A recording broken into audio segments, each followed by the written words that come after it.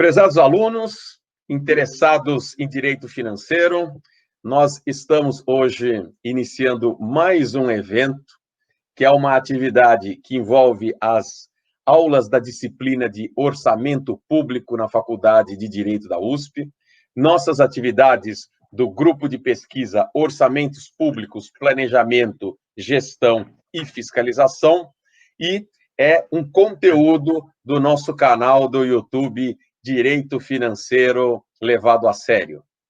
E, nesse intuito, nós temos a grata satisfação de receber hoje, para falar conosco, o Evandro Maciel Barbosa. O Evandro, ele é procurador do Estado do Espírito Santo, professor de Direito Administrativo, mestre em Direitos Fundamentais pela Faculdade de Direito de Vitória e é doutorando em Direito Financeiro pela Faculdade de Direito da USP, cujo tema de doutorado aproxima-se do assunto que ele vai abordar hoje e vai falar conosco a respeito do tema os contornos jurídicos da anualidade orçamentária. Um assunto que ainda não foi devidamente explorado, um assunto que envolve uma multiplicidade de questões que tem grande efeito prático, principalmente no que se refere aos contratos administrativos, e, portanto, com certeza, hoje, aqueles que assistirem essa aula vão ter grandes esclarecimentos a respeito do tema. Então, eu agradeço e já passo a palavra para o Evandro Maciel. Evandro, muito obrigado, uma satisfação recebê-lo. Bom, professor, muito obrigado pelas palavras gentis, obrigado pelo convite. Apesar de eu também ser um aluno da Faculdade de Direito da USP, aqui no doutorado, mas é sempre uma honra, é sempre um prazer imenso poder falar, poder trocar ideias com os alunos da graduação e poder falar sobre a nossa matéria, o direito financeiro e as suas complexidades, e que são muitas. Ou seja, há muito terreno ainda para ser explorado no campo do direito financeiro. A conversa que eu me proponho hoje com vocês, ele não tem a sua abordagem feita apenas sobre a ótica do direito financeiro, mas também sobre a ótica do direito administrativo, matéria que eu leciono há mais de 12 anos. Então, é uma abordagem interdisciplinar e que vai envolver a relação, a conexão entre o princípio da anualidade orçamentária e os contratos administrativos, principalmente na parte da sua execução. Então, eu queria começar essa conversa. Está me ouvindo bem, professor? Eu queria começar essa conversa trazendo para vocês alguns aspectos políticos e jurídicos desse princípio da anualidade, que eu tive que mergulhar nele para poder tentar compreender algumas questões que eu vou trazer para vocês mais tarde a respeito dos contratos administrativos, especialmente a questão dos prazos de duração dos contratos. E depois, então, eu vou estabelecer essa conexão da anualidade com os contratos. Então, de início, pessoal, numa abordagem conceitual, como é que a gente pode compreender o princípio da anualidade orçamentária? Bem, por esse princípio, o orçamento público, e aqui eu chamo a atenção para um detalhe também que é extremamente importante na compreensão do nosso tema. O orçamento público, seja do aspecto tanto da estimativa da receita quanto da fixação da despesa pública, ele deve ser elaborado para vigorar por um período definido, determinado de tempo. Tempo esse de 1 ano, né, já que estamos falando de anualidade, podendo esse período coincidir ou não com o ano civil, o que a gente vai ver daqui a pouco quando falar do exercício financeiro. Então, se ele é elaborado por prazo determinado, posteriormente, com seu esgotamento jurídico, ele é substituído por um novo orçamento, uma nova lei orçamentária. Por isso que muitos autores, inclusive estrangeiros, optam por chamar o princípio da anualidade de princípio da periodicidade. A anualidade, portanto, é aquele período, se trocando em miúdos, é aquele período de 1 ano que o Estado possui para botar em execução o seu orçamento. Agora, botar em execução o orçamento, tanto no aspecto da receita, quanto no aspecto da despesa. Afinal de contas, a gente precisa cobrar a receita para poder custear as despesas, que são opções políticas feitas na lei orçamentária, através do planejamento orçamentário. Agora, buscando trazer um pouco mais dos conhecimentos dos pensadores na área do direito financeiro, eu queria trazer aqui para vocês, para nossa reflexão, os ensinamentos do professor Michel Bouvier. O professor Michel Bouvier é uma das maiores expressões que nós temos do direito financeiro no mundo hoje. Ele é professor francês da Universidade de Sorbonne e alguém muito voltado ao estudo do direito que envolve as finanças públicas e o orçamento. O professor Michel Bouvier, quando ele trata da anualidade orçamentária, ele ensina que esse princípio da anualidade, ele possui uma dupla dimensão. Isso é muito interessante. E o que significa essa dupla dimensão? Como é que a gente aborda essa dupla dimensão e qual a importância dela? Na dupla dimensão que o professor Bouvier aponta, de um lado, significa que o Estado, ele politicamente escolhe limitar ao período de um ano o seu horizonte financeiro, limitar o seu horizonte financeiro pelo período de um ano. O que isso significa exatamente?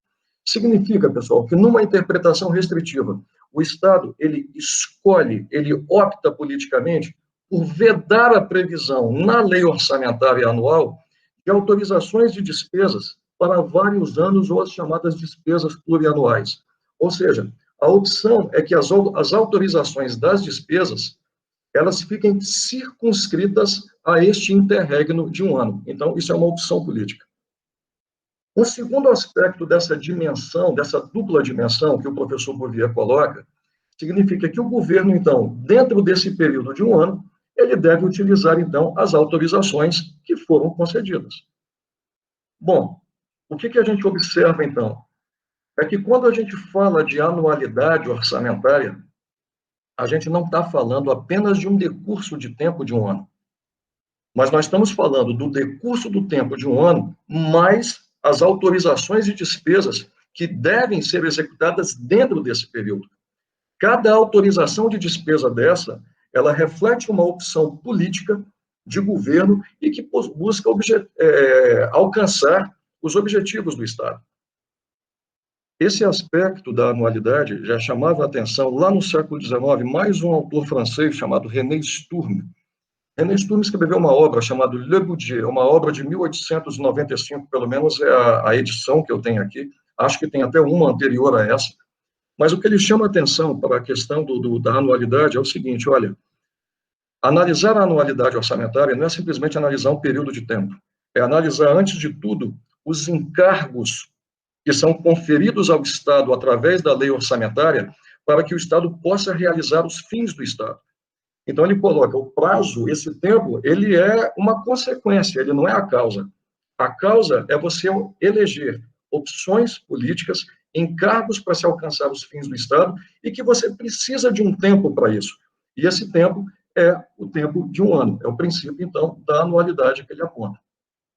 Enfim, o princípio da anualidade orçamentária, ele diz respeito tanto à duração da autorização orçamentária como à execução do próprio orçamento. Então, enquanto autorizada determinada despesa dentro desse período anual, ela poderá ser executada ou realizada. A expressão que a gente usa é de realizar a despesa. O que é realizar a despesa? Realizar a despesa é empenhá-la, liquidá-la e pagá-la, como nós vamos ver daqui a pouco. Ou seja, uma função eminentemente administrativa de Estado. Ou seja, no final desse período anual, essas autorizações, elas esgotam os seus efeitos jurídicos. Daí que deve entrar em vigor uma nova autorização mediante uma nova lei orçamentária. Daí a gente falar, então, também em princípio da periodicidade orçamentária. Muito bem, gente. Seguindo aqui o meu propósito, eu gostaria de chamar a atenção para um aspecto político desse princípio. É muito interessante essa questão, o estudo do aspecto político. É muito interessante quando a gente verifica que, em matéria de orçamento, existe uma certa, eu vou me permitir usar esse termo, existe uma certa relação que é tensa entre o poder executivo e o poder legislativo, naquilo que alguns autores espanhóis, como o professor Álvaro Rodrigues Bererro, fala, na disputa pelo poder orçamentário, na disputa pelo orçamento, da titularidade ali do orçamento. Essa relação, pessoal, entre o poder executivo e o legislativo, no que tange a essa tensão sobre o poder do orçamento, quem possui poder sobre o orçamento, ela não é uma característica brasileira, ela é uma característica internacional de todos os países que adotam o sistema de orçamento, de todos os países que adotam o princípio da tripartição dos poderes. Essa tensão entre legislativo e executivo, ela existe em todos esses países e ela é histórica. Se você estuda esse aspecto político do orçamento e também da anualidade, vocês vão ver que, historicamente, essa disputa ela existe entre esses dois poderes. Então, sob o ponto de vista político, a anualidade orçamentária, esse período de um ano, a anualidade, o que significa esse ponto de vista político?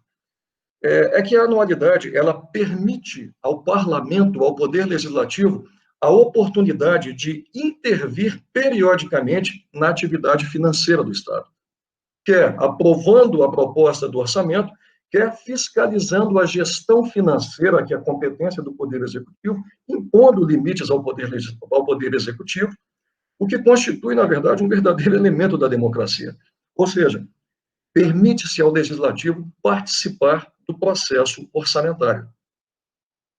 Quando a gente volta os olhos para o passado, a gente vê que a anualidade orçamentária ela tem a sua origem juntamente com a própria ideia de orçamento que remonta lá à velha Inglaterra, da Carta Magna do século XIII, de 1215.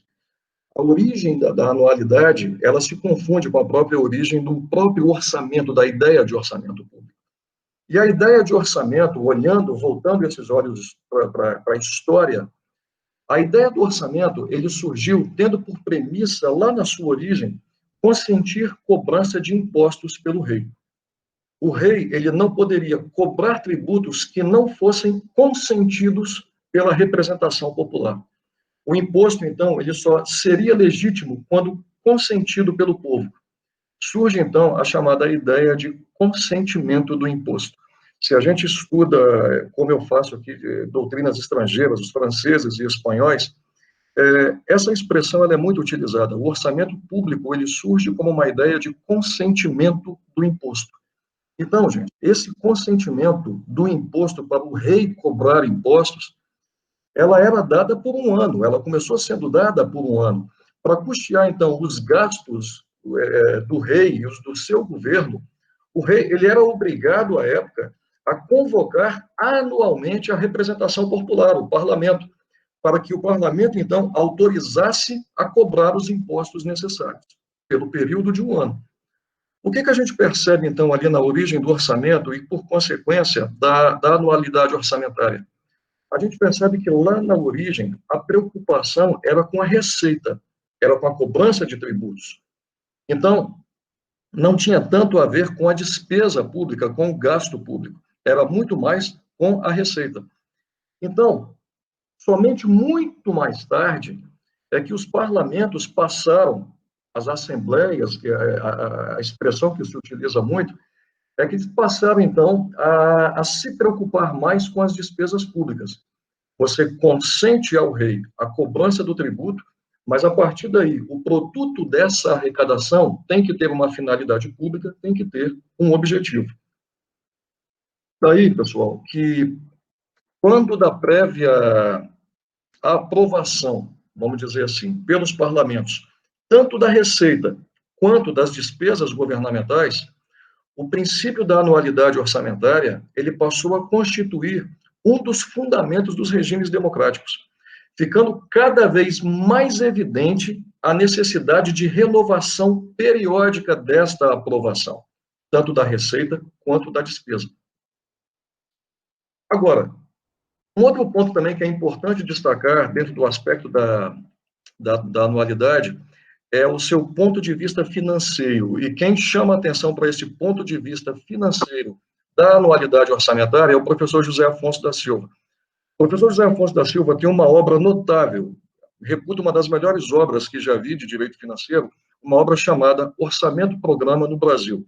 Lamentavelmente, é uma obra de edição única, foi uma edição de 1973, e essa obra ela nunca mais foi reeditada, lamentavelmente. Mas é uma obra que traz muito esclarecimento a respeito do orçamento, da história do orçamento, e principalmente do orçamento no Brasil, principalmente o chamado orçamento programa, que é a técnica que a gente adota atualmente. Então, o que significa exatamente a importância da anualidade sob o ponto de vista financeiro? É que nesse período da anualidade é efetuada a arrecadação das receitas. Os ingressos dessas receitas, eles são devidamente contabilizados, eles são comprometidos com o custeio das despesas que foram autorizadas na lei orçamentária, encerrando-se, então, as contas públicas num determinado momento e procedendo-se aos respectivos balanços e controle de resultados.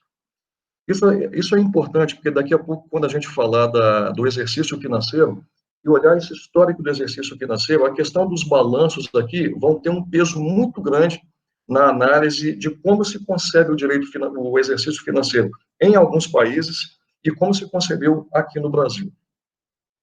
Bom, tranquilo até aqui, professor? Perfeito?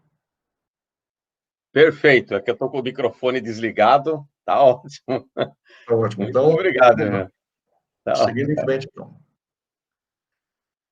Bom, gente, segundo ainda o professor José Afonso da Silva, esse também é um aspecto muito importante, quando a gente trata desse período de um ano da anualidade, o professor José Afonso da Silva ele diz o seguinte, que a adoção desse período anual, ele tem maior conveniência do ponto de vista político e financeiro. Por quê? Primeiro, porque permite a aprovação e o controle político em períodos curtos. Segundo, porque, segundo ele, conferir um período mais amplo para o orçamento seria como se você estivesse dando uma demasiada discrição ao governo na formação e na execução do orçamento público. E um período menor de um ano, certamente não ia ser suficiente nem para arrecadar os tributos, muito menos para comprometê-los com a despesa, ordenar o pagamento dessas despesas e contabilizar essas despesas. Imaginem o seguinte, como a gente vai ver daqui a pouco, o período de um ano já não está sendo suficiente na realidade atual do Estado. Muito menos conceber um período inferior a um ano para você realizar toda a despesa pública. Bom, o Brasil, então, pessoal, adota o princípio da anualidade orçamentária. Existem alguns países que não, existem países que o exercício financeiro dura 2 anos. É o caso, acho que o Panamá já adotou esse tipo de período. Mas a maior parte das democracias mundiais adotam o princípio da anualidade orçamentária. O Brasil, ele adota o princípio da anualidade desde a Constituição do Império. Então, esse princípio da anualidade, ele é aferido tanto em patamar constitucional quanto em patamar infraconstitucional. E onde que a gente vê isso? Então, por exemplo, se a gente vai à Constituição Federal de 88, lá no artigo 165, o artigo 165 é o artigo, então, que delineia o nosso sistema orçamentário constitucional, instituindo lá as leis que integram esse sistema, que é a lei do plano plurianual, a lei de diretrizes orçamentárias e a lei orçamentária anual. Leis essas que possuem uma relação de integração entre elas. Lá no artigo 165, ele faz referência lá no caput, que ele prevê que o Sistema Orçamentário Nacional, que leis de iniciativa, vamos colocar dessa forma, né? Vamos ler o caput que é melhor. Leis de iniciativa do Poder Executivo estabelecerão, aí está lá no inciso 3, os orçamentos anuais. Então, aqui uma primeira indicação da anualidade adotada pelo Brasil.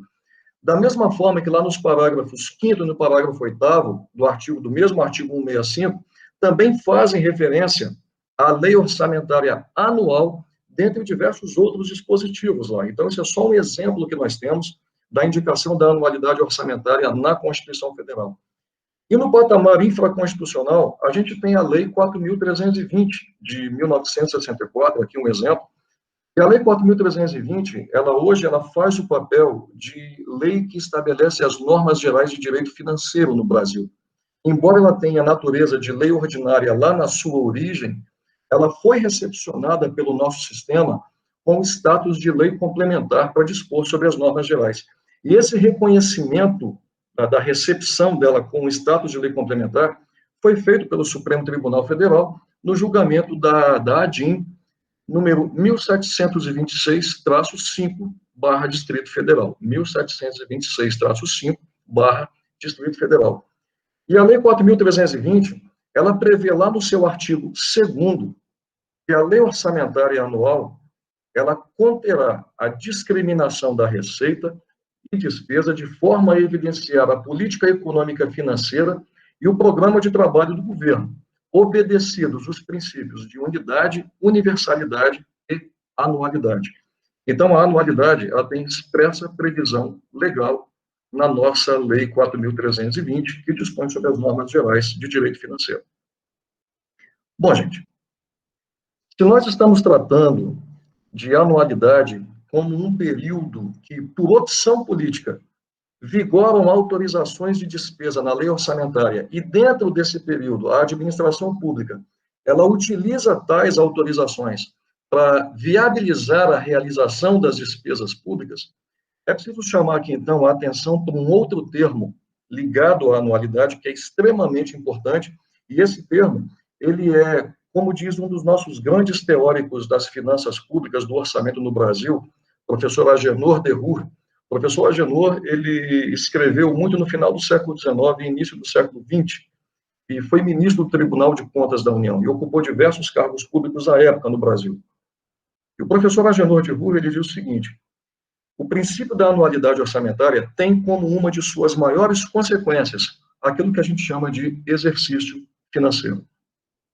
Bom, gente, vamos entrar um pouquinho nessa questão do exercício financeiro, que ela é extremamente importante na compreensão do nosso tema.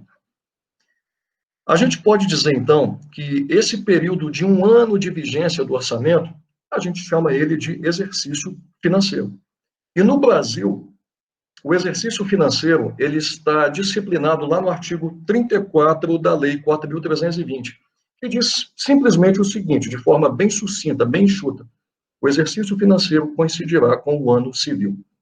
E em relação a ele, ao exercício financeiro, a gente precisa chamar atenção para um aspecto que é importante. Não necessariamente o exercício financeiro vai coincidir com o ano civil. Observem bem um detalhe.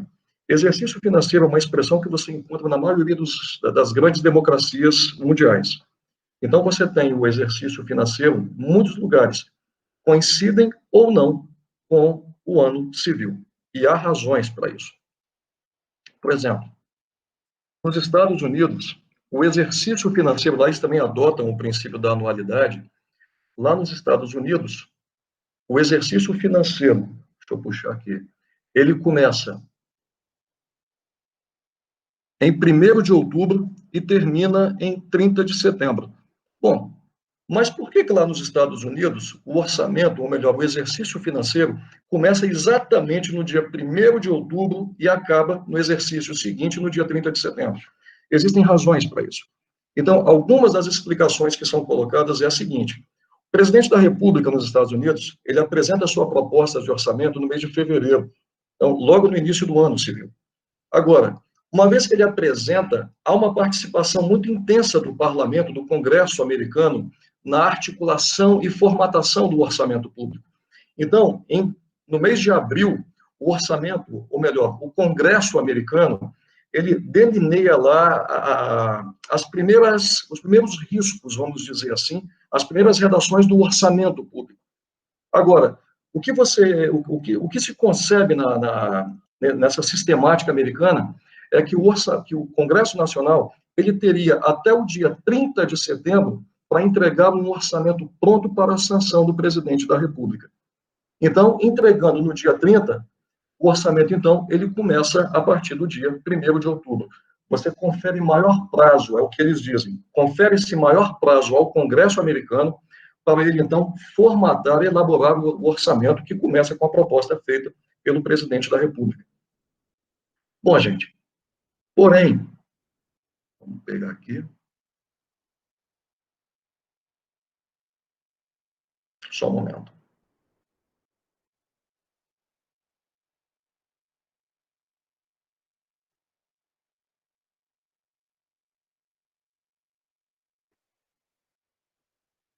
Dando continuidade aqui, então, no Brasil mesmo, a gente viu que os Estados Unidos, então, ele faz essa opção. O exercício financeiro, a data em que ele começa e termina, é também uma opção política.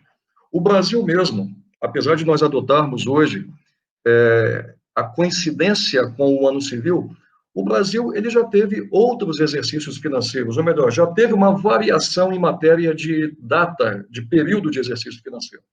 Por exemplo, a gente verifica aqui na doutrina que entre os anos de 1828 e 1887, o exercício financeiro ele iniciava em 1º de julho no Brasil e terminava em 30 de junho do exercício seguinte. Agora, vamos observar aqui o seguinte. O que define esse período do exercício financeiro? Quais são os critérios que as nações têm para definir os seus exercícios financeiros? Primeiro, a gente viu que se trata de uma opção política e que diversos países podem ter critérios diferenciados para estabelecer os seus períodos de exercício financeiro. Mas é sempre bom lembrar, sempre com base na anualidade orçamentária. Mais de uma vez, me socorrendo aqui do pensamento dos grandes doutrinadores da França, e aqui, mais uma vez que eu estava discutindo isso com o professor Conte, é impressionante a produção científico-acadêmica em direito financeiro que os franceses têm. Eles estão muito além. É preciso que a gente chegue até lá. Tomara que a gente chegue até os franceses, porque a produção deles em direito financeiro é simplesmente fantástica. E eu vou me socorrer aqui de um dos grandes autores clássicos do direito financeiro francês, que é um autor chamado Louis Trothabat. Louis Trothabat, quando ele trata do chamado exercício financeiro, lá ele chamava de l'année budgétaire, é o ano orçamentário. Ele dizia o seguinte: existem diversas razões que vão levar à definição do ano orçamentário, mas principalmente há razões de natureza econômica e política. Então, ele dizia o seguinte: no momento de se estabelecer o exercício financeiro, ou o ano orçamentário, ou l'année budgétaire, como eles dizem, ele tem que se iniciar no momento mais favorável que permita o estabelecimento ideal para o orçamento. Quer dizer, para apreciar com o máximo de precisão a entrada das receitas para a realização das despesas públicas. Então, a gente nunca pode esquecer disso. Quando a gente fala em orçamento, nós estamos falando também em executar a receita. É preciso você ter em mente que eu preciso da receita para poder realizar a despesa pública. Então, o professor Trothabat, ele dá o seguinte exemplo. Um determinado país, vamos conceber aqui a ideia de um determinado país, cuja economia seja eminentemente agrícola. Então, segundo ele, o ideal é que o exercício financeiro nesse país, ele se inicie junto ou logo após a colheita, porque há necessidade da colheita para que você tenha, então, o ingresso de recursos, a colheita, então, é como se ela ensejasse os recursos ao Estado, para que o Estado, então, ele possa realizar a sua despesa. Então, a colheita vai originar a receita para o Estado através do comércio dessa colheita. Agora, o que a gente observa, e aqui foi até uma pergunta que um certo professor na minha banca lá de qualificação me fez, mas ele diz o seguinte: por que será que o exercício financeiro coincide com o ano civil? O que leva o exercício financeiro a coincidir com o ano civil? Bom, eu tenho aqui uma ideia. E essa ideia, na verdade, ela parte de uma posição, tanto do Trothabat, quanto também de um pensador brasileiro nas finanças públicas, que é o professor Arísio de Viana, que já escrevia sobre as finanças públicas desde a década de 40.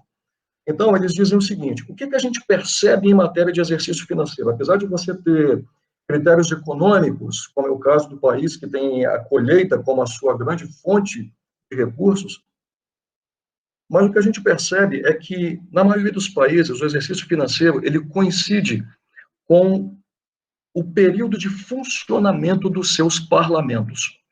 Então, isso é uma realidade. O professor Arísio de Viana, ele chama essa atenção, esse aspecto, Nessas hipóteses, a razão preponderante mesmo é o funcionamento do Congresso. Se a gente pensar, por exemplo, que no Brasil, a sessão legislativa, ela começa no dia 2 de fevereiro e ela termina no dia 22 de dezembro, com um recesso aí no mês de julho. Gente, isso é praticamente o ano civil. Agora, o que ele diz aqui? O que ele chama a atenção? Eu vou dar só uma lidinha aqui na obra dele, o que ele diz. É evidente que o ano financeiro, abro aspas, é evidente que o ano financeiro deve começar, no máximo, quando se encerram as sessões legislativas.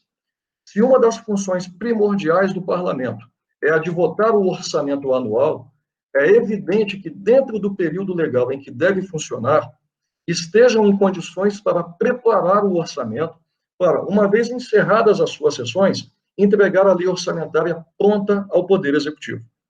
Então, aqui no caso, ele escreveu isso em 1950.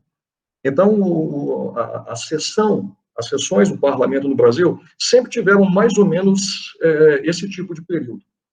Então, aqui no caso, a gente tem que levar em consideração que aqui ele está falando só que dentro desse período você tem que votar a lei orçamentária. No Brasil, a gente tem lei de diretrizes orçamentárias e a gente tem depois a lei orçamentária. A gente depende antecipadamente da lei de diretrizes para, como o próprio nome diz, ela estabelecer as diretrizes de elaboração do orçamento. Então, geralmente, o exercício financeiro, ele coincide com o ano civil, aqui é uma opinião minha, tá, gente? Porque o ano civil, ele se aproxima do período de funcionamento do parlamento. Então, eis aí um motivo de ordem política, e que eu creio, aqui fica a minha opinião, que é a causa para que haja a coincidência com o ano civil.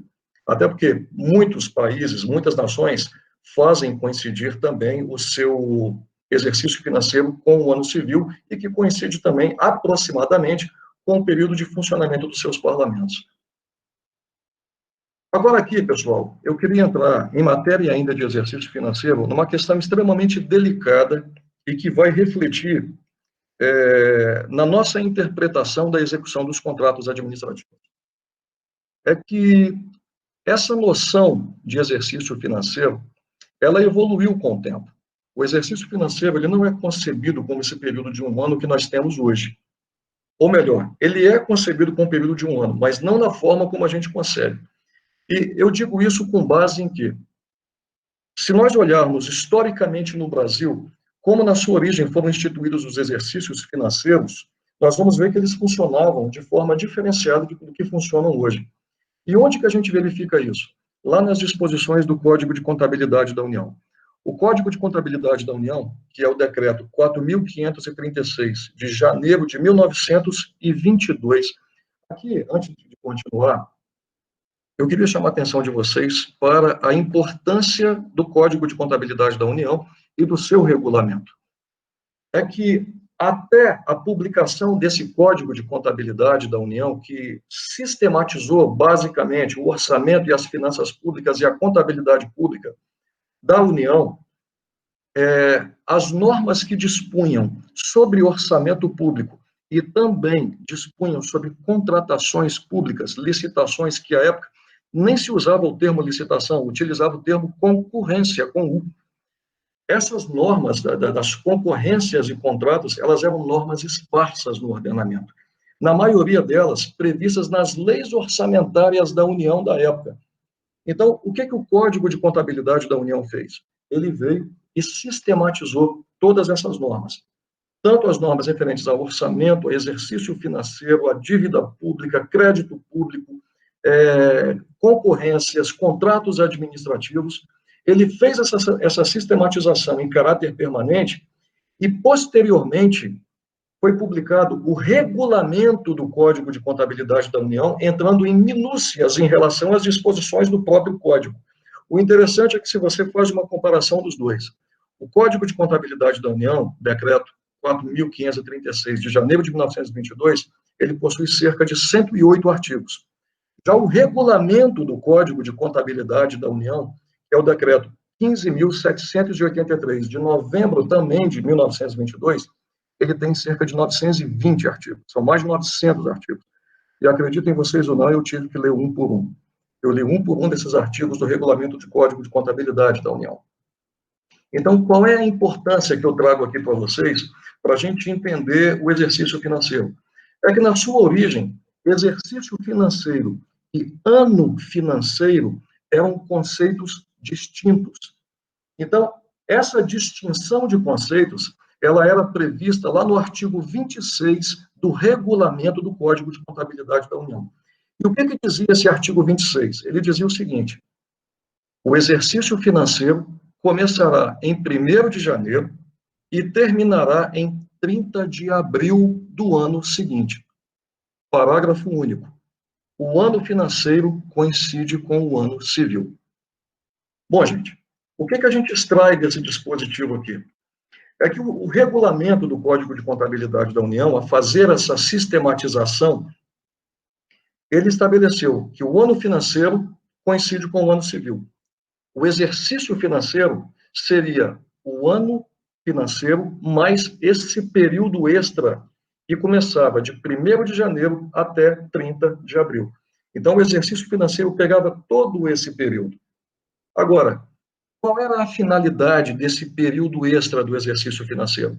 Esse período extra, ele era utilizado, a sua importância é porque aquelas obrigações, inclusive as contratuais, principalmente, já que aqui o nosso faz parte do nosso tema, contraídas num determinado exercício, ela pudesse finalizar a sua execução no exercício seguinte, sem comprometer o orçamento do exercício seguinte. Eu fiz um empenho num determinado exercício daquela despesa, o contrato começa a entrar em vigor, só que a despesa desse contrato já está inteiramente empenhada. Você só vai terminar a execução no exercício seguinte. Ou seja, esse período restante, de 1º de janeiro até dia 30 de abril, é um período para que a despesa ela pudesse ser materialmente finalizada, além de liquidada e paga. Isso porque, na época, nós não tínhamos o sistema dos restos a pagar. Então, você tinha a possibilidade de, ao fazer o empenho, a despesa, então, ela atravessar o exercício financeiro sem se tornar plurianual, porque ela não comprometia o orçamento do exercício seguinte. Esse período extra do exercício seguinte, repito, ele era só para finalizar a obrigação, para que você pudesse, então, liquidar essa despesa e pagar essa despesa. Esse período extra, vamos dizer assim, do exercício financeiro, que a época começava no dia 1º de janeiro e terminava em 30 de abril, ele era chamado de período adicional. Esse período adicional, ele vinha previsto lá no artigo 29 do Regulamento do Código de Contabilidade da União. Então, percebam bem, o artigo 26, ele dispunha sobre esse conceito, diferenciando o exercício financeiro de ano financeiro, e no artigo 29, ele definia esse período extra do exercício financeiro, chamando ele, então, de período adicional. E o que dispunha esse artigo 29? Ele dizia o seguinte: o período adicional será empregado até 31 de março na realização das operações de receita e despesas orçamentárias que não se ultimarem dentro do ano financeiro, que terminava em 31 de dezembro. O mês decorrente daquela data até 30 de abril é reservado para liquidação e encerramento das contas do exercício. Bom, gente, é como se você tivesse a seguinte situação. Você tem um período do exercício financeiro em vigor dentro do exercício financeiro seguinte. É como se você tivesse dois ao mesmo tempo. Um para finalizar as despesas contraídas no exercício anterior e o novo exercício financeiro que tinha entrado em vigor a partir de 1º de janeiro. Bom, alguns países, ainda hoje, muitos países, por sinal, eles adotam esse critério, esse sistema do período adicional, para que as obrigações que foram contraídas no exercício possam ser finalizadas no exercício seguinte, a exemplo da França. A França, ela chama esse período de période complémentaire, é o período complementar. E lá, apesar de que na época você ter a duração de 1º de janeiro até 30 de abril, lá é só de algumas semanas. Inclusive, esse período complementar, ele é muito criticado por muitos autores.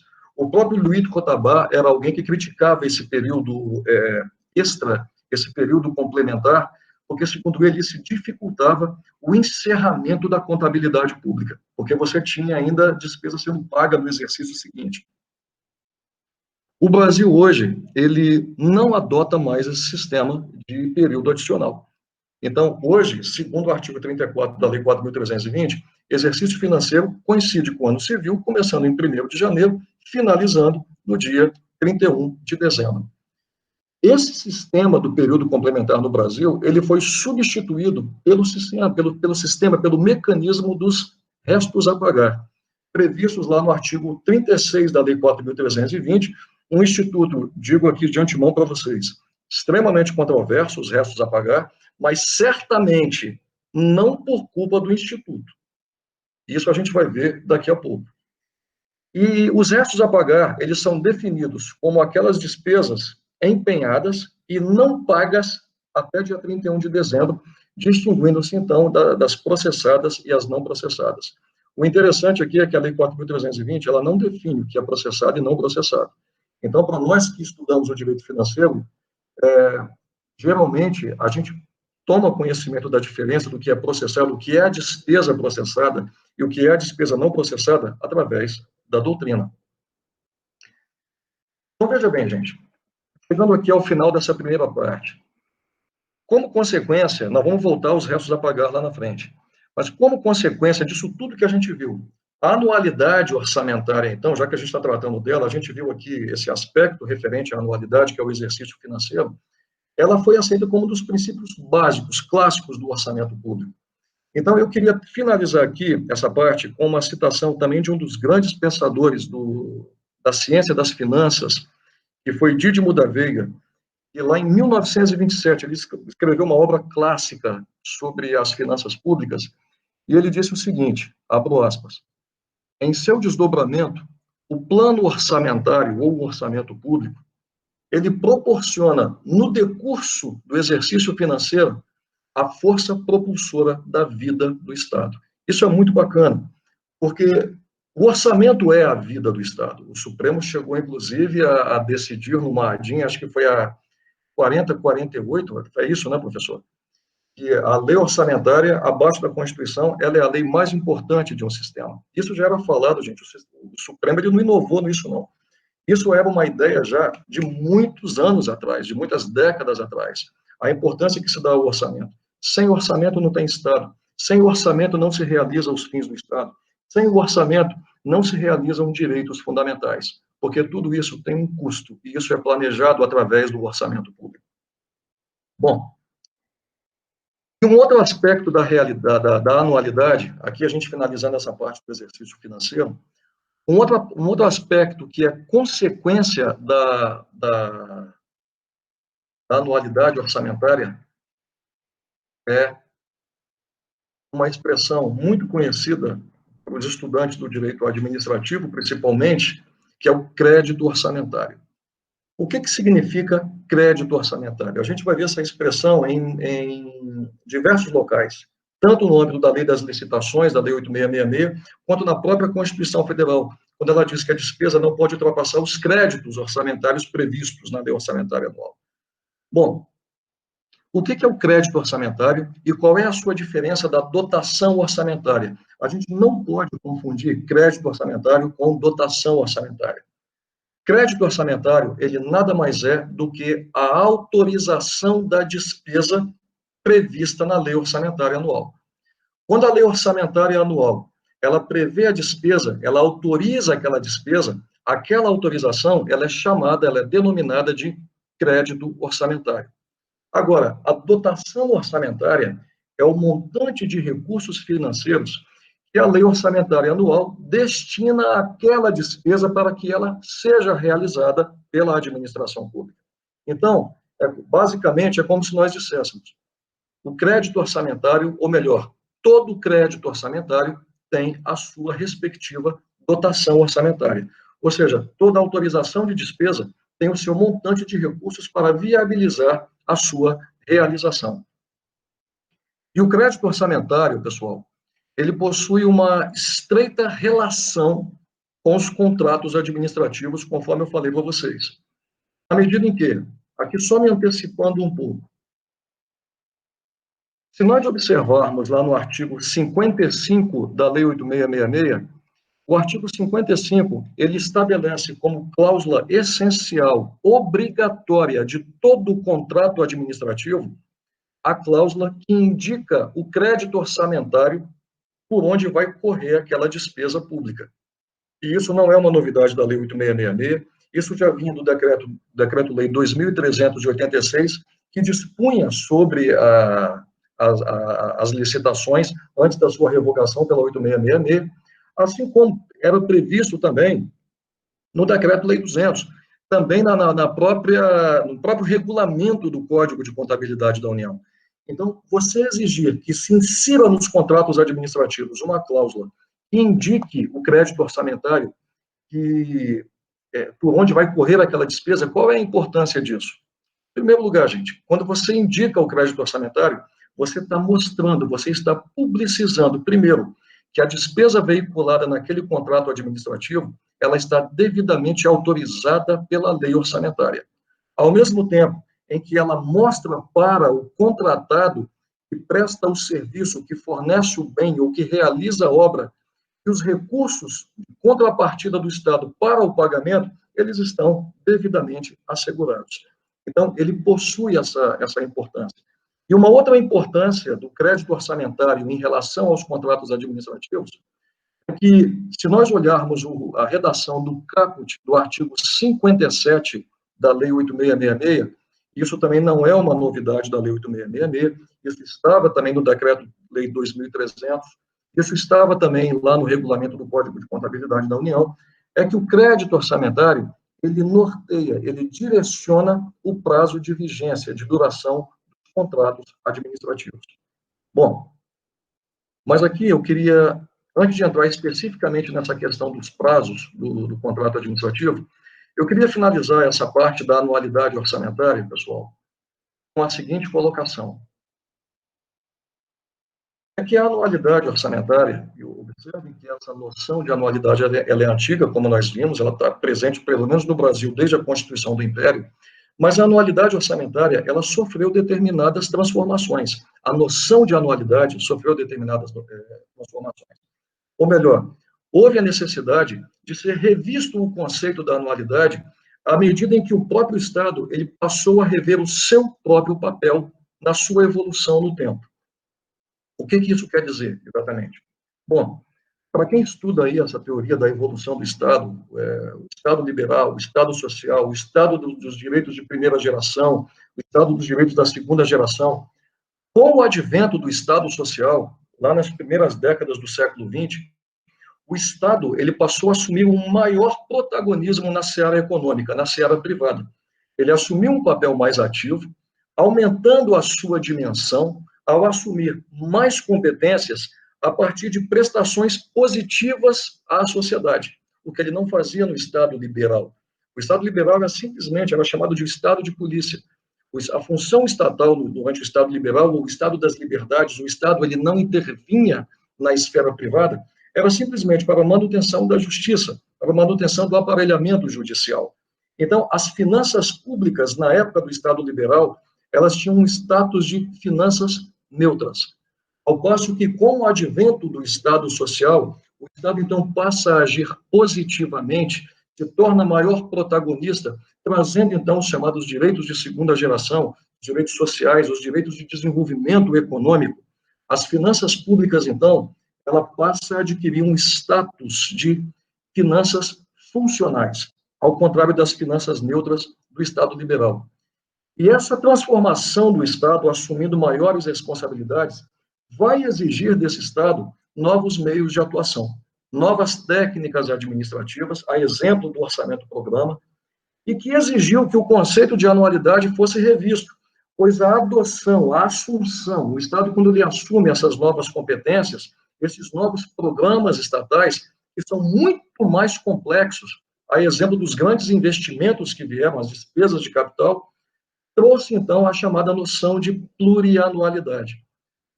O crescimento do Estado em dimensão e complexidade, ele requereu que a visão da anualidade orçamentária e a execução das despesas dentro do exercício financeiro fosse ampliada. Essa noção precisou ser ampliada, de modo que as execuções elas tomassem mais de um exercício financeiro. Então, a despesa plurianual, pessoal, ela se consolidou como uma realidade, ela faz parte da nossa realidade, E isso vai se refletir, conforme a gente vai ver, lá nos contratos administrativos. A gente vê, por exemplo, lá o plano plurianual previsto na Constituição Federal. Mas é preciso ter em mente um detalhe, é que essa perspectiva plurianual, isso também está sendo bastante discutido entre os financistas franceses, é que a perspectiva plurianual, ela não entra em confronto com a anualidade. As duas não se chocam, elas não se colidem. Os orçamentos, apesar da plurianualidade, os orçamentos públicos, eles ainda continuam sendo elaborados e aprovados anualmente, sem, contudo, abrir mão da visão orçamentária plurianual. Plurianualidade, ela é um reflexo do planejamento para aqueles programas de longa duração. Então, ainda que você faça esse planejamento plurianual de diversos anos, de longa duração, a sua execução, ela tem que ser prevista anualmente nas leis orçamentárias anuais. Então, não há um choque desses dois conceitos. Muito bem. Então, voltando aqui, a questão do crédito orçamentário. Já entrando, então, especificamente na questão dos contratos administrativos. Então, no que tange aos contratos administrativos, nós falamos, então, que o crédito orçamentário, que é uma consequência da anualidade orçamentária, possui estreita relação com os contratos celebrados pela administração pública, até porque é cláusula essencial, porque identifica aquela despesa como uma despesa legalmente prevista, além de nortear o prazo dos contratos administrativos. A priori, apenas para iniciar essa nossa conversa sobre os contratos, o contrato administrativo, por que ele possui esse nome? Quando a gente se socorre lá da doutrina do direito administrativo, os contratos celebrados pela administração pública, eles são vistos, ora, como contratos regidos pelo direito público, ora, pelo direito privado. Então, os doutrinadores, eles partem do seguinte pressuposto: compreender os contratos da administração pública perpassa necessariamente você estabelecer um gênero e as espécies. Então, o estudo dos contratos no âmbito do poder público começa com o gênero contratos da administração. O que são contratos da administração? São todos aqueles contratos, os ajustes celebrados pelo poder público, seja sob a ótica do direito público, seja sob a ótica do direito privado. O Estado celebra contratos de direito privado? Sim, muitos, inclusive, tem previsão na Lei 8.666, lá no artigo 62, se não me engano, no parágrafo 3º. Os contratos de locação, em que o Estado ele é locatário, os contratos de comodato, que têm sido bastante utilizados na administração, os contratos de seguro celebrados pelo Estado, esses contratos são regidos pelo direito privado. Então, os contratos da administração, eles se dividem nessas duas espécies: contratos privados da administração pública, regidas pelo direito privado, e os chamados contratos administrativos. O contrato administrativo, então, ele é espécie do contrato da administração. O contrato administrativo tem esse nome porque o seu regime jurídico, ou seja, as normas que dispõem sobre ele, são normas que decorrem do chamado regime jurídico administrativo. O regime jurídico administrativo é aquele regime da administração pública que confere à administração pública prerrogativas e sujeições. Prerrogativas para que ela possa alcançar o interesse público visado, e sujeições é que ela só pode utilizar daquelas prerrogativas na forma e nas hipóteses previstas em lei. Muito bem, gente. Os contratos administrativos, então, conforme lá o artigo 57, têm o seu prazo norteado pelos créditos orçamentários. E o artigo 57 da Lei 8.666, ele diz o seguinte: a duração dos contratos regidos por esta lei ficará adstrita à vigência dos respectivos créditos orçamentários, exceto quanto aos relativos. Então, agora você tem aí diversos incisos que são as exceções ao crédito orçamentário. É como se nós disséssemos o seguinte: esse caput, ele reflete o princípio da anualidade. E os incisos que desvinculam do crédito orçamentário, permitindo, então, que os contratos atravessem o exercício financeiro, são, digamos, eles refletem a plurianualidade. Então, se nós olharmos aqui as exceções, vamos trabalhar com duas, por exemplo, duas exceções ao caput aqui do artigo 57. A primeira exceção, no inciso 1, trata daqueles projetos previstos no plano plurianual, que está previsto lá na Constituição. Você tem aqui um planejamento de médio prazo, e vai levar mais de um exercício financeiro para ser executado. Agora, o que importa aqui, pessoal, é o seguinte: não basta estar previsto no plano plurianual para que um contrato tenha a sua duração atravessando o exercício financeiro. É preciso, então, que aquela despesa ela seja planejada de forma a entrar nas leis orçamentárias anuais, porque é a dotação prevista na lei orçamentária anual que vai legitimar, então, a execução daquele contrato administrativo, ou melhor, a execução financeira daquele contrato administrativo. Primeira exceção, plano plurianual. Segunda exceção, que nós temos ali no artigo 57, os chamados serviços de prestação continuada. Então, o serviço de prestação continuada é aquele serviço que a Lei 8666, ela diz o seguinte: olha, esses serviços viabilizam que o contrato seja prorrogado por iguais períodos até o período máximo de 60 meses. Ou seja, por que o serviço de prestação continuada permite essas prorrogações do contrato administrativo até o limite de 60 meses? É porque o serviço de prestação continuada, pessoal, como o próprio nome está dizendo, prestação continuada, ela continua, ela não se encerra. Isso por quê? Porque aquele serviço que foi contratado, ele é um serviço de necessidade permanente. O fato da empresa entrar dentro da administração e realizar aquele serviço não esgota a sua necessidade. Daí que todas as leis orçamentárias, elas vão trazer autorização para aquele tipo de despesa. Então, exemplo que nós temos clássicos de serviço de prestação continuada: serviço de limpeza dos órgãos públicos, serviço de vigilância patrimonial nos órgãos públicos, serviços de manutenção de equipamentos, de elevadores. Esses serviços são de necessidade permanente, portanto, é possível que os contratos administrativos extrapolem o exercício financeiro e comprometam o exercício financeiro, os exercícios financeiros seguintes. Isso porque, como a necessidade é permanente, no exercício seguinte, certamente, aquela despesa vai estar compreendida lá na lei orçamentária anual. Agora, quando o caput do artigo 57, isso aqui também é uma questão interessante, e aqui também é um puxão de orelha, viu, professor Conte? Quando o caput do artigo 57, ele dispõe lá que o prazo de duração dos contratos, como regra do caput, como regra geral, fica adstrita à vigência dos créditos orçamentários, essa norma, ela é uma norma de natureza eminentemente orçamentária. Ela é uma norma de direito financeiro, ela não é uma norma de direito administrativo. Então, um dos grandes autores de direito administrativo que escreve sobre o tema, uma das melhores obras que nós temos, inclusive, hoje no mercado, comentários à lei de licitações e contratos, que é o professor Marçal Justem Filho, quando ele analisa essa norma, principalmente as suas exceções, ele diz o seguinte: que no tocante às exceções previstas nos incisos lá do 57, o plano plurianual, serviço continuado, ele esclarece que estas exceções, elas não se relacionam propriamente à natureza ou à importância do objeto da contratação. Não está ligado à natureza daquele serviço. A disciplina que foi adotada, segundo o professor Justem Filho, ela se relaciona com questões orçamentárias, pura e simplesmente. Então, é meramente uma questão orçamentária. Bom, mas aqui eu queria chamar a atenção de vocês para um aspecto referente ao caput desse artigo 57, eu vou até lê-lo novamente, para a gente poder refletir sobre isso daqui.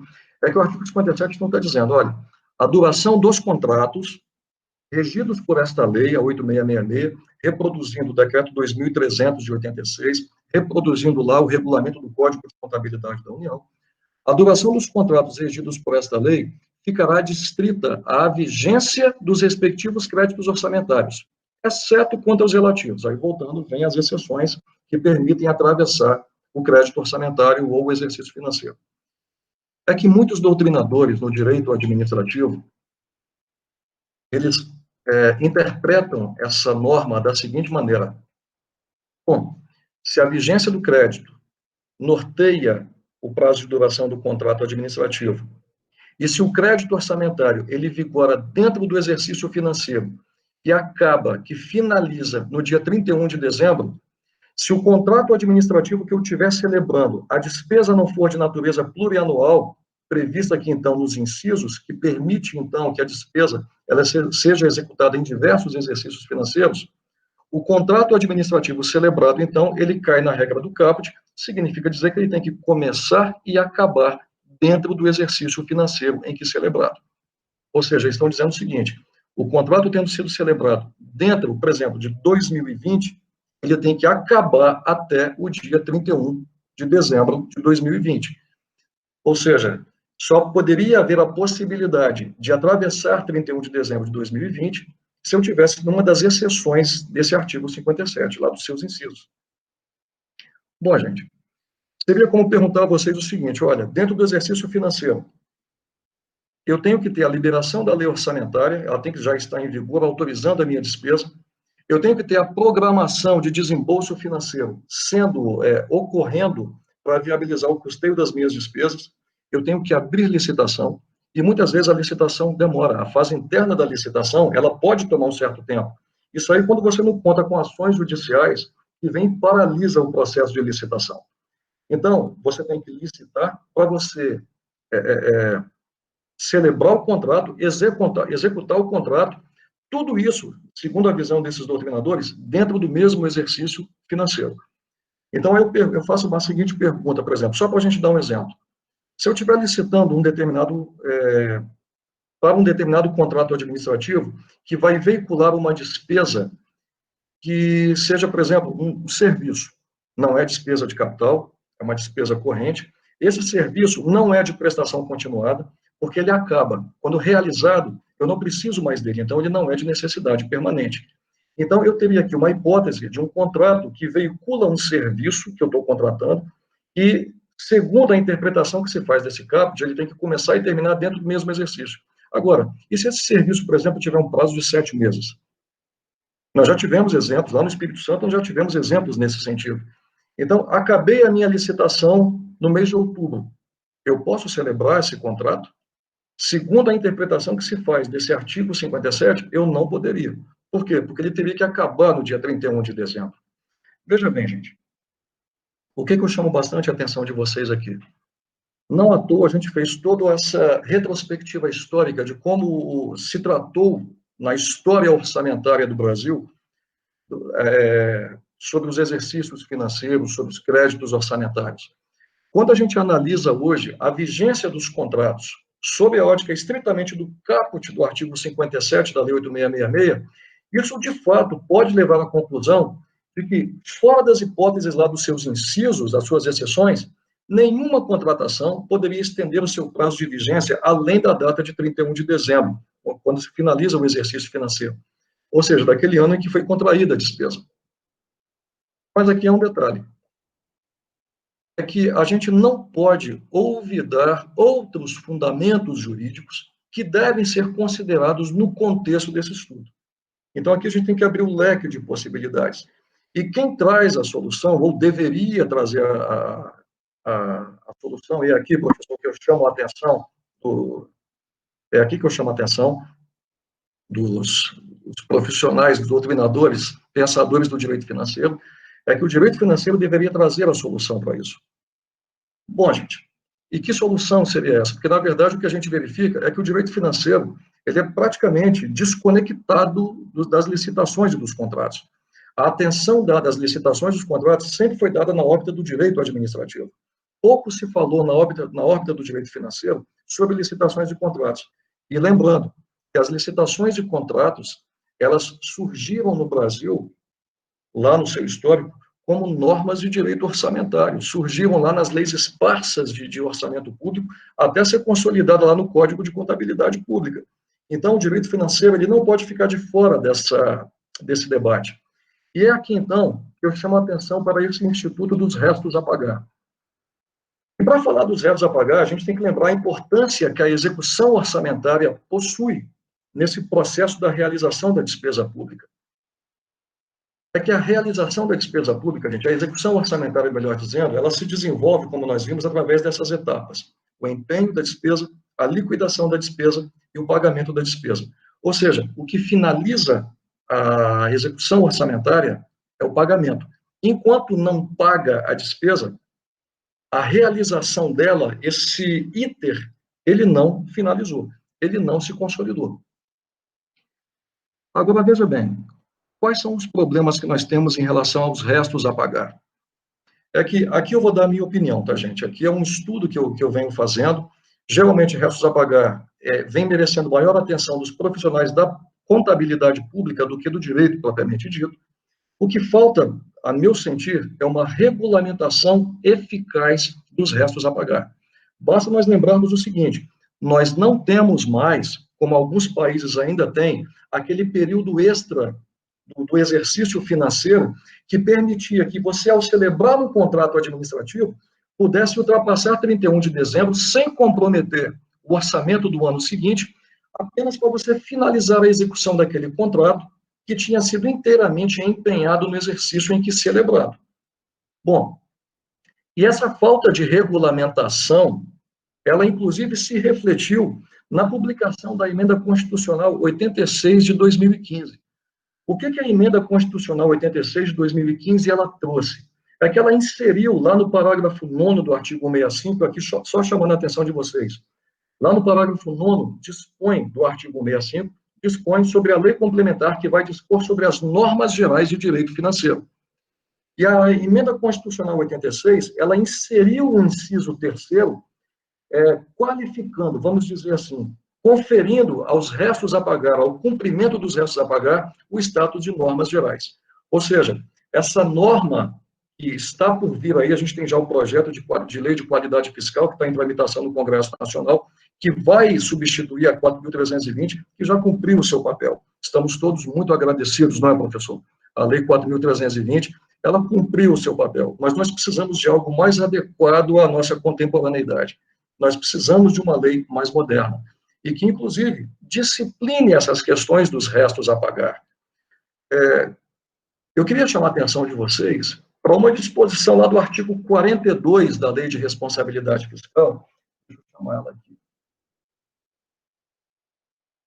A Lei de Responsabilidade Fiscal, observa que ela tem um capítulo aqui, uma seção, que ela trata dos restos a pagar, onde um artigo foi vetado, que é o 41, mas ela manteve a redação do artigo 42. O artigo 42, ele diz o seguinte: é vedado ao titular de poder ou órgão referido lá no artigo 20, nos 2 últimos quadrimestres do seu mandato, contrair obrigação de despesa que não possa ser cumprida integralmente dentro dele, ou que tenha parcelas a serem pagas no exercício seguinte, sem que haja suficiente disponibilidade de caixa para esse efeito. Bom, gente, por que eu estou puxando aqui para vocês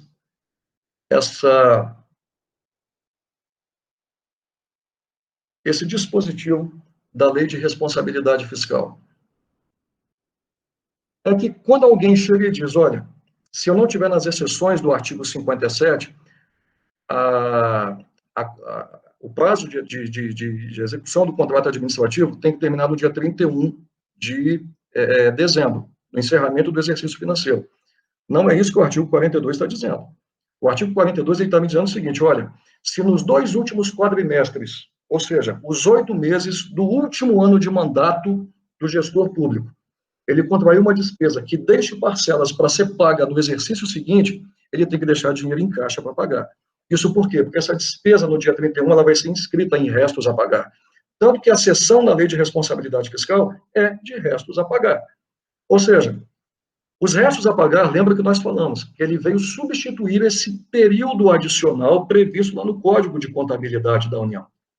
Então, na verdade, esse artigo 42, digamos que ele tem trazido algumas interpretações dúbias aos profissionais, tanto do direito quanto da contabilidade pública, porque muita gente, eu tenho lido bastante isso, muita gente diz o seguinte: olha, se a preocupação do legislador foi fazer com que se assegurasse recursos para pagar parcelas do exercício seguinte, só no último ano de mandato, isso não precisa ser feito nos outros exercícios financeiros. Ou seja, eu poderia escrever em restos a pagar, mas eu não vou reservar dinheiro para pagar no exercício seguinte. É por isso que a gente diz que os restos a pagar, ele constitui, na verdade, um problema hoje, devido à sua falta de regulamentação. Agora, a União, a toda poderosa União, ela tem uma norma que regulamenta essa questão dos restos a pagar para ela, porque ela é feita através de um decreto. E esse decreto é o decreto 93876, não, desculpa, 93872, de 1986, e esse decreto, ele regulamenta um dispositivo, que é o artigo 92, lá do Decreto-Lei 200, de 1967, Decreto-Lei esse que foi a primeira grande reforma administrativa federal que a gente conhece, e lá no artigo 92, o Decreto-Lei 200, ele autoriza que a União, ela discipline a uniformização lá do caixa do Tesouro Nacional. E ela vem dispor lá no Decreto 93872, aplicável só à União, tá, gente? Porque isso é um decreto federal dispondo sobre um decreto-lei federal. Lá no artigo 35, observe que interessante a redação. O empenho da despesa não liquidada será considerado anulado em 31 de dezembro, para todos os fins, salvo quando, inciso 1, vigente o prazo para cumprimento da obrigação assumida pelo credor nele estabelecida. Ou seja, o decreto está me dizendo que é possível que eu não cancele o empenho, que eu inscreva em restos a pagar, quando a obrigação, o contrato, estiver vigente. Quem faz um excelente comentário a respeito disso é o professor Paulo Feijó. Uma grande expressão que a gente tem da contabilidade pública aqui no Brasil. E o professor Paulo Feijó, quando ele dispõe, quando ele aprecia isso, ele fala, olha, o que a norma está nos dizendo? O que ela está nos dizendo é que é possível, por esse inciso 1, o que ela está nos dizendo, por esse inciso 1, é que há contratos que podem ser celebrados no exercício financeiro e finalizar no exercício financeiro seguinte, sem que você comprometa o exercício financeiro, o orçamento do exercício financeiro seguinte, mediante simplesmente o empenho integral da despesa no exercício em que o contrato foi celebrado.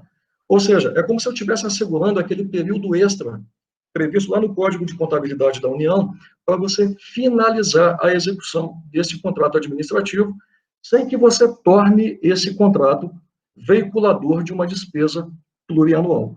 Então, é por isso, pessoal, que a gente precisa ter uma maior atenção, já finalizando aqui, professor, que a gente precisa dar uma maior atenção a esse Instituto dos Restos a Pagar, porque é ele que viabiliza a finalização dessas execuções contratuais que não possuem natureza plurianual, sem comprometer o orçamento do exercício seguinte, em que esse período adicional de execução, ele vai ser, então, consolidado, vai ser assegurado. Então, é preciso que a gente volte os nossos olhos nesse sistema que você garanta a segurança jurídica dos contratos, é preciso garantir a segurança, principalmente para o contratado, de que ele efetivamente vai receber. Daí a necessidade de nós termos que disciplinar melhor esse instituto, principalmente dispondo o seguinte, quais são os critérios que eu tenho para inscrever em restos a pagar? Eu preciso reservar recursos ou é só nos 2 últimos quadrimestres do mandato do gestor, como muita gente pensa que é? Então, como é que você cumpre os restos a pagar? Isso é que precisa ficar melhor disciplinado para que não comprometa a execução daqueles contratos administrativos que não possuam natureza plurianual. Então, aqui, professor, eu encerro a minha exposição e fico à inteira disposição. Muitíssimo obrigado, Evandro. Uma excelente colaboração. Eu duvido que algum meio dê um esclarecimento melhor sobre esse tema do que essa sua aula. É nada melhor do que ouvir quem entende na prática e na teoria e está estudando o assunto para permitir essa aula extremamente esclarecedora. Os elogios estão vindo aí pelo chat, mais do que merecidos. Obrigado, pessoal. E eu, só para não encerrar sem fazer nenhuma questão, né, embora nós estejamos aí com o tempo no final, eu vou só fazer uma questão que não é uma questão propriamente técnica, mas é uma questão para rapidamente fazer alguma consideração só para nós finalizarmos a aula. A questão é a seguinte, né, como foi dito, a Lei 4.320, ela já deu muito bons serviços prestados, tem mais de 50 anos, é impressionante como ela sobreviveu bastante bem a 3 constituições, mas evidentemente que todo esse tempo, as alterações que são cada vez mais rápidas, exigem que ocorra uma atualização. E já existem projetos em andamento, como o caso da Lei de Qualidade Fiscal, e a minha pergunta é visível que esse tema que foi abordado, foi demonstrado, requer esse aperfeiçoamento e essa atualização, né? Não temos mais como conviver com esta plurianualidade das políticas públicas, né, que se reflete nos contratos, com essa situação que está vigente dessa anualidade rígida e essas improvisações que estão ocorrendo para esse tipo de adaptação de fatos plurianuais com uma norma, digamos, de periodicidade anual. Então, a minha pergunta é: quais são as perspectivas para o futuro em termos de ajuste dessa plurianualidade para fins orçamentários e o que temos no horizonte para poder melhorar essa situação e adaptar essa plurianualidade para o direito financeiro, que ainda hoje convive com uma anualidade que tem gerado uma série de transtornos na gestão pública? Bom, professor, é uma excelente questão, até porque, do que eu tenho observado, por exemplo, vamos voltar aqui ao caso da França. A França, ela inseriu a plurianualidade na Constituição dela há pouco tempo, mas eles ainda estão discutindo a questão da compatibilização da plurianualidade com a anualidade. Mas um aspecto que chama muita atenção na doutrina estrangeira dos franceses é que eles dizem lá que a plurianualidade ela já vem se mostrando há muito tempo uma tendência. Inclusive, há autores lá na França, eu esqueci até o nome, mas o cara é um economista, eu até tenho o artigo, ele diz que a anualidade deveria acabar, devia ser tudo plurianual. E do que a gente verifica no Brasil, por exemplo, é que a plurianualidade parece que ela também está se encaminhando como uma tendência. Se nós olharmos, por exemplo, lá na PEC do Pacto Federativo, a alteração que a PEC está fazendo do artigo 165, ela extingue o plano plurianual, porém, ela altera a redação do inciso 3º, que fala da lei orçamentária anual, e fala das leis orçamentárias plurianuais. Ou seja, segundo um parecer que eu vi da Comissão de Constituição e Justiça, que fala sobre o dispositivo, a tendência é você, de fato, trazer para os orçamentos essa responsabilidade da execução, inclusive além do exercício financeiro. Nós já temos um dispositivo na Constituição, né, professor, que diz que a lei orçamentária ela pode dispor, inclusive, sobre as despesas dos exercícios seguintes. Parece que, de fato, a complexidade que reveste hoje a atividade estatal, ela está nos conduzindo, me parece, para a plurianualidade. Muito obrigado. Deixa eu só finalizando.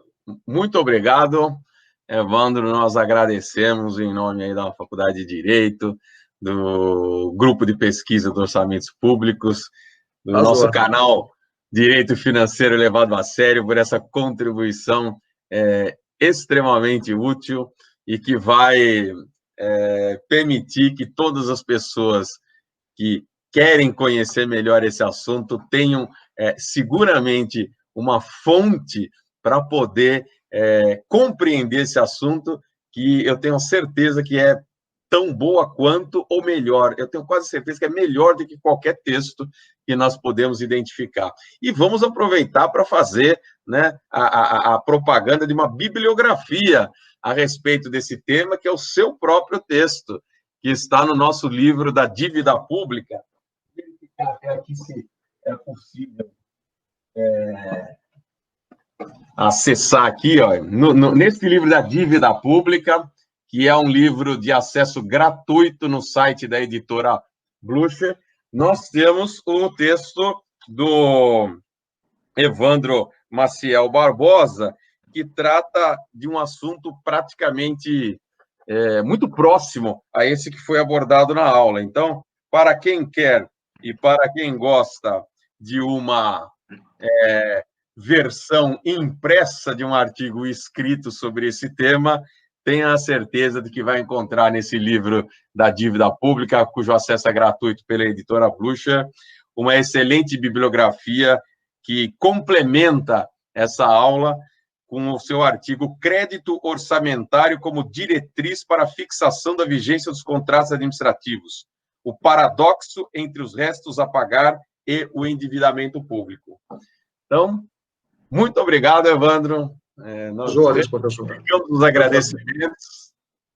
Forte abraço e aguardamos a sua colaboração num próximo evento, que certamente será muito útil. Com certeza. Obrigado.